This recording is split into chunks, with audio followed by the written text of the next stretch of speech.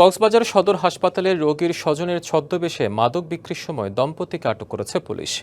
রবিবার রাতে হাসপাতালের জরুরি বিভাগের সামনে অভিযান চালানো হয়। পুলিশ জানায়, সিএনজি অটোরিকশায় টেকনাফ থেকে সদর হাসপাতালে আসে জাকির হোসেন ও তার স্ত্রী আয়েশা আক্তার দম্পতি। গোপন সংবাদের ভিত্তিতে হাসপাতালের সামনে ওই দম্পতিকে আটক করা হয়। তাদের ব্যাগ তল্লাশি করে 17,000 পিস ইয়াবা পাওয়া যায়।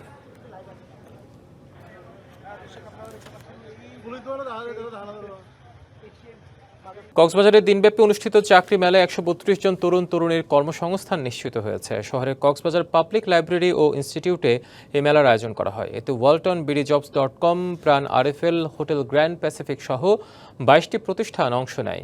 আলোচনা সভায় বক্তারা বলেন, দক্ষ মানব সম্পদ গড়ে তোলা এবং চাকরি প্রার্থী ও নিয়োগদাতা প্রতিষ্ঠানের মধ্যে সংযোগ তৈরিতে এই ধরনের আয়োজন গুরুত্বপূর্ণ ভূমিকা রাখছে।